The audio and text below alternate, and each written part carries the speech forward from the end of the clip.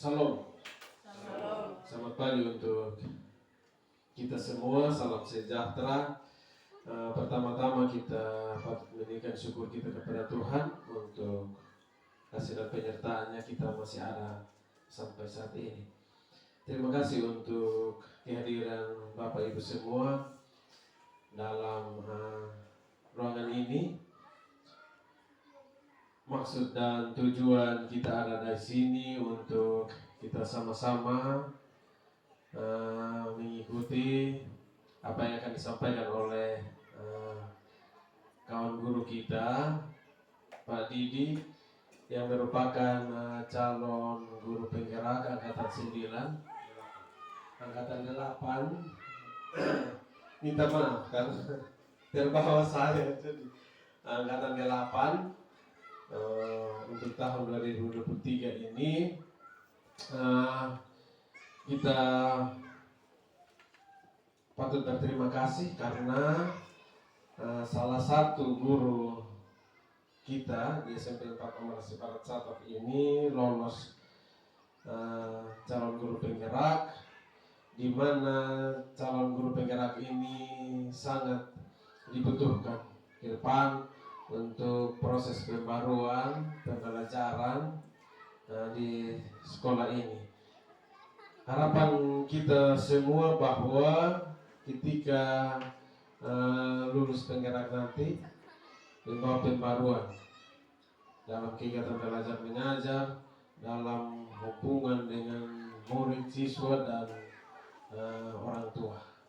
Oleh karena itu, kesempatan sepenuhnya kita berikan kepada calon guru penggerak kita untuk menyampaikan materi atau hal-hal berkaitan dengan pembelajaran di CGP angkatan 9. Waktu diberikan.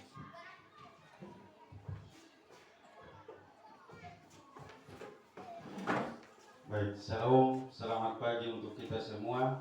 Shalom. Assalamualaikum warahmatullahi wabarakatuh. Salve, Om Swastiastu, Namo Buddhaya, salam kebajikan, salam sehat untuk kita semua. Salam sehat. Kita langsung pada materi, dan hari ini saya akan membawakan materi yaitu tentang budaya positif. Bapak Ibu yang saya hormati, di sini ada pertanyaan pemantik. Apakah Bapak Ibu setuju dengan pernyataan berikut?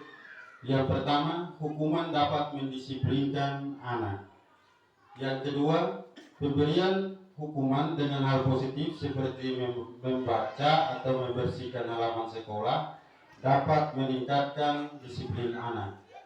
Yang ketiga, memberi penghargaan dapat meningkatkan motivasi belajar anak.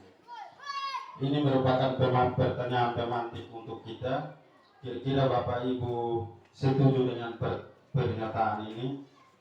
Jawabannya kembali pada pribadi masing-masing. Kita lanjut.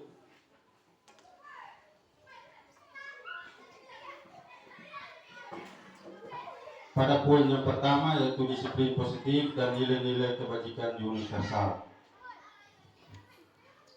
Bapak Ibu yang saya hormati, di sini kita akan berbicara pertama mengenai perubahan paradigma atau perubahan pola pikir.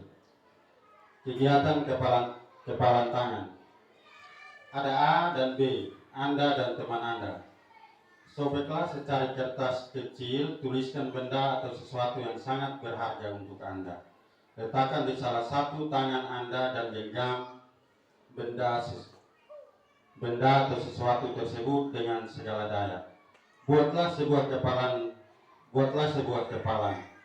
Teman Anda B akan mencoba dengan sekuat tenaga dan berbagai cara untuk meminta Anda memberikan benda tersebut. B bisa membujuk, mengancam, menghardik, merayu, menyuap apa saja agar dapat membuka kepalan tangan Anda. Apa yang terjadi? Mungkin ilustrasi ini, permainan ini, teman-teman 2 orang yang satu silakan kepalkan tangan, dan yang satu membujuk untuk teman Anda bisa membuka kepalan tangannya. Kira-kira apa yang terjadi?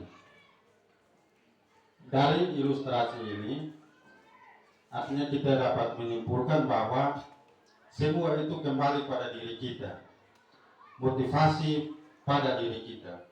Sekalipun ada teman atau orang lain yang membujuk kita, tapi semua kembali pada diri kita. Seperti itu.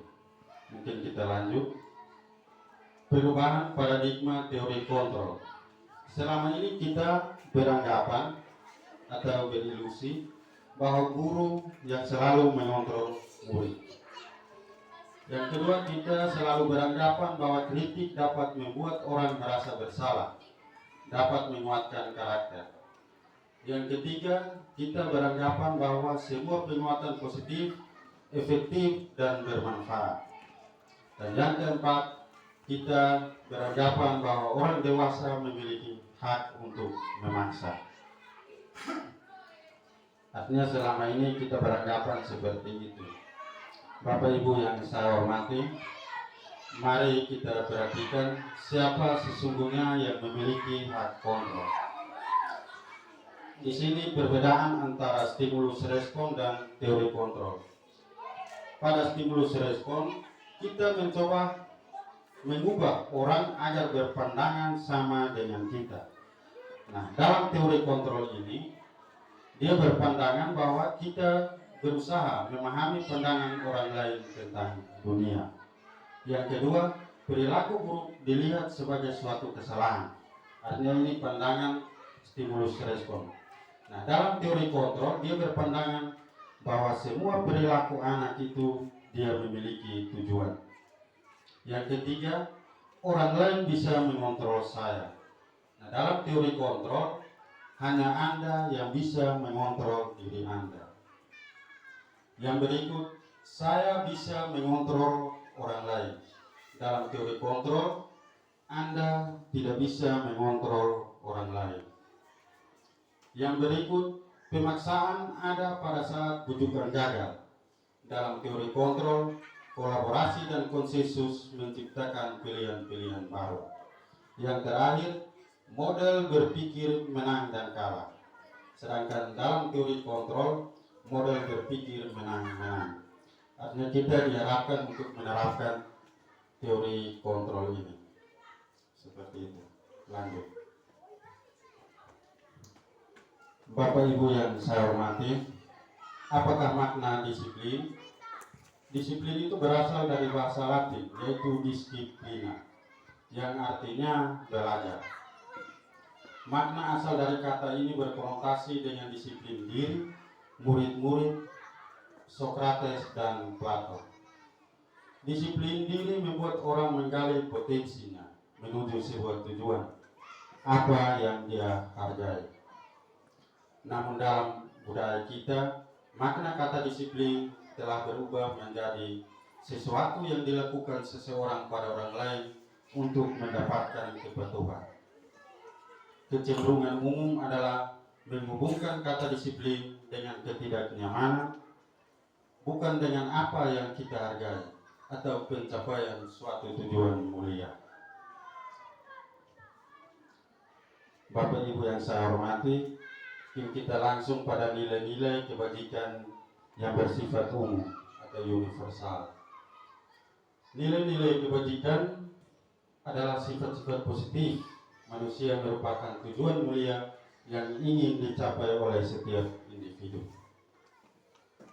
Hal berikut merupakan bersifat universal dan lintas bahasa, suku, bangsa, agama maupun latar belakang.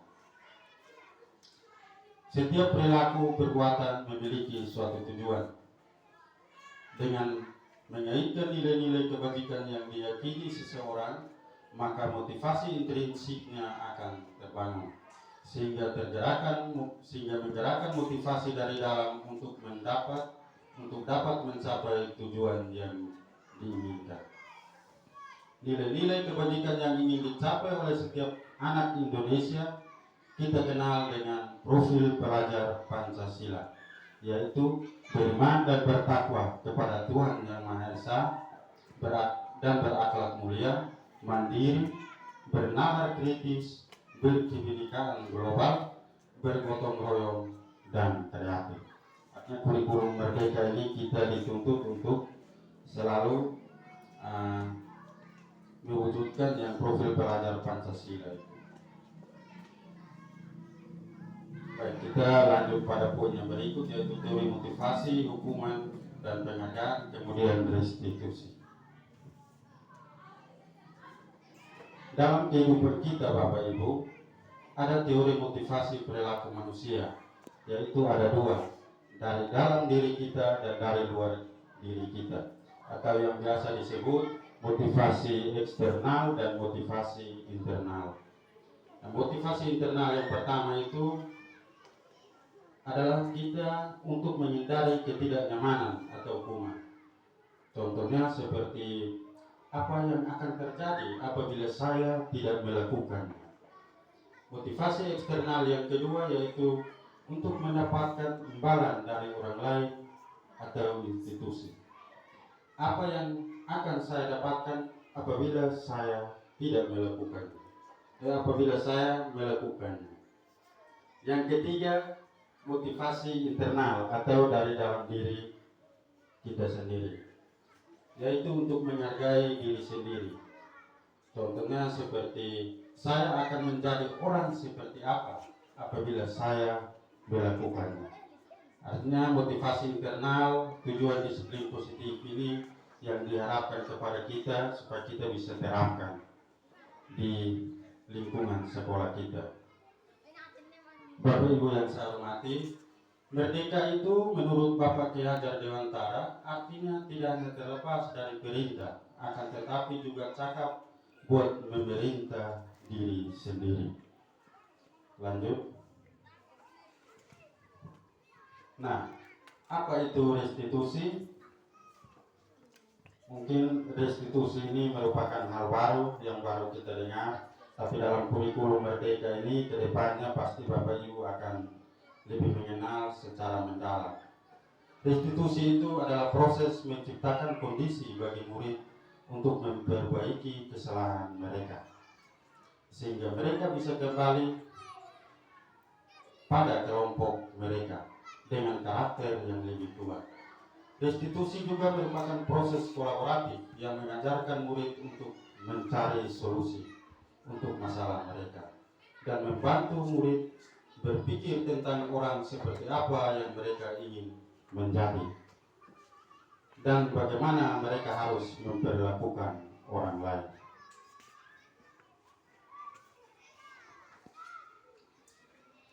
Mari kita perhatikan 9 ciri-ciri restitusi. Yang pertama, bukan untuk menebus kesalahan. Artinya jika anak membuat kesalahan, berarti kita terapkan teori restitusi ini, berarti ciri-cirinya itu bukan untuk menebus kesalahan, namun untuk belajar dari kesalahan. Yang kedua, memperbaiki hubungan. Kemudian tawaran, bukan paksaan. Restitusi menuntut untuk melihat ke dalam diri anak tersebut. Restitusi mencari kebutuhan dasar yang mendasari tindakan. Restitusi diri adalah cara yang paling baik, dan restitusi fokus pada karakter, bukan tindakan. Restitusi fokus pada solusi, dan restitusi mengembalikan murid yang berbuat salah pada kelompoknya. Nah, dari teori restitusi itu, di sini ada sebuah rumus untuk menyelesaikan masalah daripada siswa tersebut, yaitu segitiga restitusi. Nah, dalam penerapan segitiga restitusi ini ada 3 langkah. Yang pertama, menstabilkan identitas. Yang kedua, validasi kebutuhan. Dan yang ketiga, menanyakan keyakinan. Dalam menstabilkan identitas, kita bisa memberikan pertanyaan kepada anak, kamu bukan satu-satunya yang pernah melakukan ini atau melakukan kesalahan. Yang kedua, contoh yang kedua, setiap orang pasti pernah melakukan kesalahan. Ya sudahlah, kok kamu berkelahi, setiap orang pasti pernah melakukan kesalahan. Artinya itu kita berusaha menstabilkan identitas anak. Dan yang kedua yaitu validasi kebutuhan. Dengan pertanyaan kita bisa menggunakan kamu tentunya punya alasan mengapa melakukan itu. Atau yang kedua, adakah cara yang lebih efektif untuk mendapatkan apa yang kamu butuhkan. Kemudian yang ketiga yaitu menanyakan keyakinan. Mungkin kita bisa menggunakan pertanyaan nilai-nilai apa yang telah kita sepakati dan kamu ingin menjadi orang seperti apa. Artinya saya kasih contoh seperti anak berkelahi. Berarti ketika anak datang, saya harus yang pertama saya terapkan itu yang pertama harus menstabilkan identitas anak. Tadi Pak ada panggil, kira-kira kamu tahu kamu punya kesalahan. Ya saya berkelahi. Oh iya tidak apa-apa. Itu namanya kalau Pak diposisikan posisi mana ya pasti kadang kita lakukan hal-hal yang seperti itu. Tapi artinya kita Pak bersyukur karena kamu tidak mengambil langkah-langkah yang lebih parah lagi. Artinya contoh seperti itu. Artinya kita berusaha untuk menstabilkan identitas anak. Kemudian kita masuk di validasi kebutuhan. Tentunya kamu memukul si B itu pasti punya alasan. Coba kamu sampaikan kepada Pak. Nah, ketika dia menyampaikan dia punya alasan, kita mulai masuk menanyakan keyakinan. Kira-kira kamu buat seperti itu, apakah baik atau tidak? Oh, pasti menurut dia tidak baik. Nah, kalau begitu, kira-kira kamu mau tidak untuk perbaiki masalah ini? Artinya kita berusaha untuk memancing siswa supaya dia bisa termotivasi dari dalam diri anak tersebut. Nah, kemudian kita bersama-sama mencari solusi seperti itu. Mungkin lanjut. Keyakinan kelas. Nah, mengapa tidak peraturan saja dan harus keyakinan kelas? Mengapa kita harus menggunakan helm saat berkendaraan roda 2? Kira-kira coba saya tanya Bapak Ibu, kita pakai helm itu tujuannya untuk apa? Ini kan peraturan. Kira-kira tujuannya untuk apa? Pak Jonas biasa dikumpul. Menjaga keselamatan diri, melindungi diri. Ya, menjaga melindungi. Artinya berarti kita yakin bahwa kita akan selamat. Berarti itu yang dinamakan keyakinan. Keselamatan ya. Yang kedua, kenapa kita harus memakai masker, mencuci tangan waktu corona itu? Tujuannya untuk kita menjaga kesehatan. Artinya kita tidak takut aturan ya, kalau tidak pakai helm takut polisi, tidak. Tapi karena kita menjaga diri, menjaga keselamatan kita, itu yang dinamakan keyakinan. Nah sekarang pertanyaan ketiga, mengapa kita memiliki peraturan harus datang tepat waktu pada saat mengikuti pelatihan, atau kita datang, contoh kita datang ke sekolah, kenapa kita harus tepat waktu? Artinya apakah kita takut aturan atau kita takut bapak kepala sekolah atau kira-kira keyakinannya itu apa? Artinya itu kembali pada diri kita sendiri. Untuk mendukung motivasi intrinsik atau motivasi dari dalam diri kita, kembali ke nilai-nilai keyakinan-keyakinan lebih menggerakkan seseorang dibandingkan mengikuti serangkaian peraturan-peraturan. Artinya kita jangan takut aturan, tapi kita harus punya keyakinan dalam diri kita. Kalau kita hadir tepat waktu berarti dampaknya akan positif bagi diri kita. Mari kita perhatikan contoh seperti itu. Kira-kira mana yang keyakinan dan mana yang peraturan menurut Bapak Ibu? Keyakinan kelas ini, artinya keyakinan kelas ini untuk SMP, minta maaf, pelajaran bahasa Indonesia saya sudah terapkan dan saya sudah sepakati bersama anak-anak dan saya sudah tempel untuk kelas 7. Dan ini pun anak-anak yang memberikan masukan, kita sepakat bersama. Jadi kalau kamu langgar ya kamu yang harus perbaiki. Jadi dari dua gambar ini kira-kira mana yang keyakinan kelas dan mana yang peraturan menurut Bapak Ibu? peraturan yang bagian A dan keyakinan kelas itu yang bagian B. Seperti itu. Ini kita lanjut. Mari kita perhatikan perbedaan peraturan dan keyakinan kelas. Selalu kembalikan buku ke tempatnya, itu merupakan aturan ya. Tapi keyakinan berarti dia orang bertanggung jawab. Dilarang mengganggu orang lain, berarti keyakinannya menghormati orang lain. Ada di sekolah 15 menit sebelum, berarti menghormati orang lain dan berkomitmen. Dilarang melakukan kekerasan, berarti keselamatan, menghormati orang lain. Dilarang menggunakan narkoba, berarti berkaitan dengan kesehatan. Bergantian atau menunggu giliran, berarti menghormati orang lain. Gunakan masker, berarti kesehatan dan keselamatan. Jangan berlari, berarti keselamatan dan keamanan. Mungkin ini perbedaan keyakinan dan peraturan. Lanjut. Nah, kita masuk dalam mungkin yang terakhir ya, Bapak Ibu jangan, ini yang terakhir, tidak lama, tidak lama. Ini kebutuhan dasar manusia. Nah, dalam kehidupan kita setiap manusia itu memiliki kebutuhan dasar. Nah, di dalam kebutuhan dasar manusia itu ada 4. Yang pertama, kasih sayang dan rasa diterima. Yang kedua, penguasaan. Yang ketiga, kebebasan. Dan yang keempat, kesenangan. Jadi dalam anak-anak kita, siswa-siswi di sekolah kita ini, mereka juga pasti memiliki kebutuhan dasar ini. Jadi kalau dia buat masalah, berarti salah satu kebutuhannya tidak tercapai. Oleh karena itu, kita sebagai guru, kita harus hadir untuk memenuhi kebutuhan-kebutuhan anak tersebut. Jika dia sementara bermain, orang datang ganggu, berarti kira-kira kebutuhan apa yang tidak terpenuhi? Berarti kebutuhan kesenangan, seperti itu. Atau di dalam kelas dia diam saja atau dia menangis, berarti kebutuhan kasih sayang itu yang tidak terpenuhi. Nah, kita guru harus hadir untuk memenuhi kebutuhan anak tersebut. Lanjut. Nah, di sini ada 5 posisi kontrol guru. Yang pertama itu sebagai penghukum. Yang kedua, pembuat orang merasa bersalah. Yang ketiga, teman. Yang keempat, pemantau. Dan yang kelima, manajer. Bapak Ibu yang saya hormati, pada posisi penghukum dan pembuat orang merasa bersalah, dia masuk dalam identitas gagal. Kita lihat contoh guru berbuat dalam penghukum itu, dia menghardik, dia menunjuk-nunjuk, menyakiti, menyindir. Awas ya, kalau kamu tidak melakukannya, nanti kamu rasakan seperti itu. Contoh.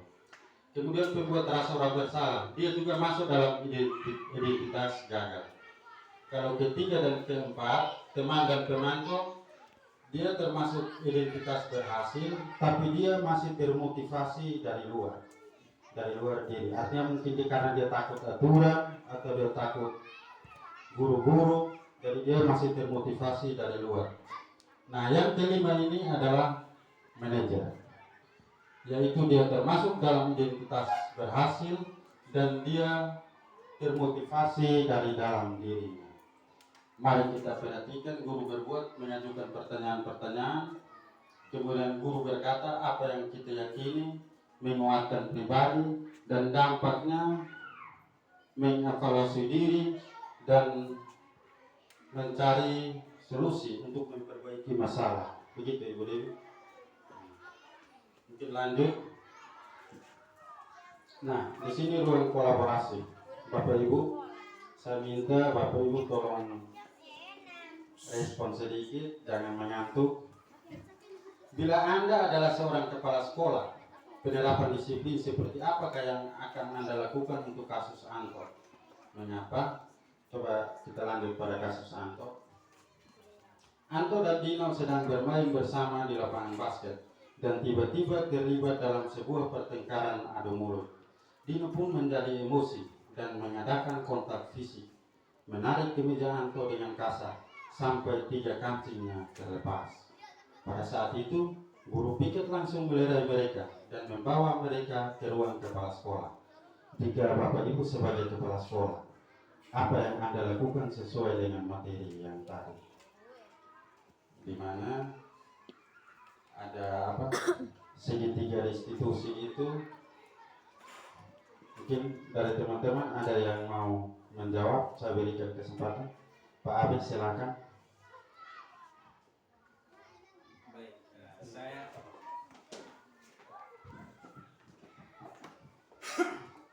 saya akan menyelesaikan kasus Dino dengan memposisikan diri saya sebagai manajer dan mencari solusi menggunakan strategi segitiga restitusi, yaitu menstabilkan identitas, validasi tindakan, dan menenangkan keyakinan pada Dino.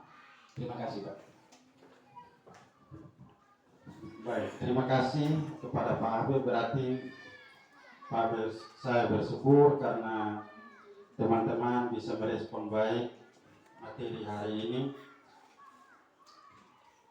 Kemudian yang berikut, nah di sini disiplin positif, mungkin ini kerangka materi yang tadi saya sudah sampaikan. Jadi 5 posisi kontrol guru itu ada penghukum, teman, pemantau, manajer. Segitiga restitusi itu ada menstabilkan identitas, validasi kebutuhan, dan menanyakan keyakinan.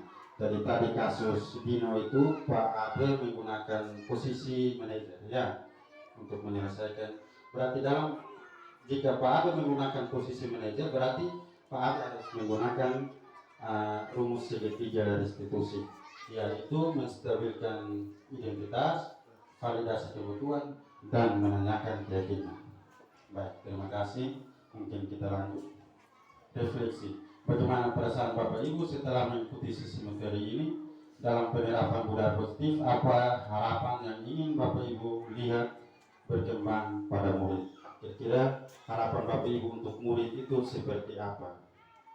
Oleh karena itu, mungkin sebentar saya minta 2 orang mewakili kita buat video. Kira-kira respon Bapak Ibu melalui kegiatan ini, refleksinya itu seperti apa? Mungkin itu saja, lanjut. Baik, mungkin sudah selesai materi kita hari ini, yaitu tentang budaya positif. Yang terakhir, saya minta terima kasih atas partisipasi Bapak Ibu dan teman-teman semua. Semoga harapan saya Bapak Ibu, Tuhan dapat memberkati Bapak Ibu dalam tugas dan tanggung jawab masing-masing. Shalom, terima kasih dan selamat siang. Kesempatan saya kembalikan kepada Bapak Kepala Sekolah.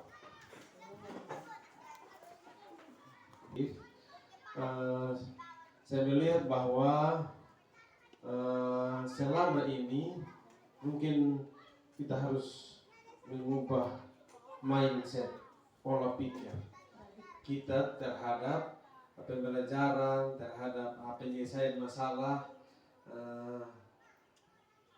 yang kita temui di kelas dan di sekolah. Karena apalagi kita orang Timur dengan anggapan bahwa kita kasar, nada kasar, dan kita ancam mengancam, ini yang harus diubah sehingga materi tadi tentang budaya positif itu diterapkan dan kita menjadi pribadi, kita sebagai guru menjadi pribadi yang menyenangkan. Jangan menjadi pribadi yang menakutkan. Ya kita masuk pintu gerbang, anak-anak sudah lari masuk di kelas dan sebagainya. Mungkin ini yang dapat saya sampaikan. Terima kasih kami sebagai teman-teman guru. Selamat berjuang sampai akhir nanti, dan kami minta dan menunggu penerapan materi-materi dalam CGP ini untuk disebarkan, untuk diberikan untuk guru-guru dan menjadi motivasi kita untuk guru-guru kita ada dalam CGP angkatan-angkatan selanjutnya, sehingga apa yang kita harapkan, perubahan pembelajaran bisa kita terapkan. Demikian yang dapat saya sampaikan. Salam.